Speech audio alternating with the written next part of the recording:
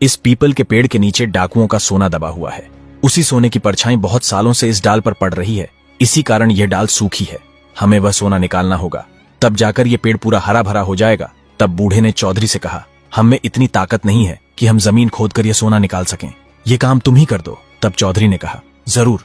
इतना कहकर चौधरी ने अपने हाथों से जमीन खोदी और गड़ा हुआ सोना निकाल दिया। जैसे ही जमीन से सोना निकाला गया, उसी समय उस सोने की परछाई डाल पर पड़नी बंद हो गई और तुरंत ही उस पीपल के पेड़ की सूखी डाल हरी भरी हो गई। चौधरी ने वह सारा सोना बूढ़े और बूढ़ी को दे दिया। बूढ़े ने कहा, हम दोनों को इसकी जरूरत नहीं है, हम इसका क्या करेंगे, आप ले जाइए। और तब चौधरी ने वह सोना स्वीकार कर लिया और उसे लेकर वहां से आगे की ओर चल पड़ा। थोड़ी दूर चलने पर वही नदी आ गई जिसमें मगरमच्छ रहता था। जैसे ही चौधरी नदी के पास पहुंचा, मगरमच्छ को उसके पैरों की आहट सुनाई दी। वह पानी से बाहर आया और किनारे पर आकर चौधरी से कहा, आओ चौधरी, मैं तुम्हारा ही इंतजार कर रहा था, आ गए क्या तुम?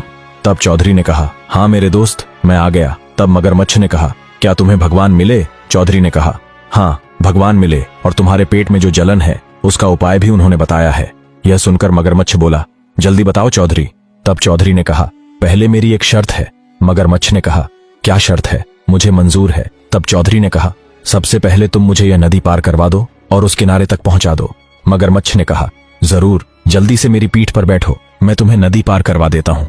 तभी मगरमच्छ के कहे अनुसार चौधरी उसकी पीठ पर बैठ गया और मगरमच्छ उसे अपनी पीठ पर बिठाकर नदी पार करवा देता है। चौधरी किनारे पर पहुंचकर मगरमच्छ की पीठ से उतर जाता है। किनारे पर उतरते ही मगरमच्छ बोला, अब बताओ चौधरी, भगवान ने मेरे पेट की जलन के बारे में क्या बताया है, वह कैसे समाप्त होगी? तब चौधरी ने कहा, भगवान ने बताया है कि तुम पूर्व जन्म में एक सुनार थे। तुमने एक ग्राहक की मणि अपने पेट में निगल ली थी, वही मणि आज भी तुम्हारे पेट में है। आगे क्या हुआ, यह जानने के लिए चैनल को सब्सक्राइब कर कमेंट में नेक्स्ट पार्ट जरूर लिखें।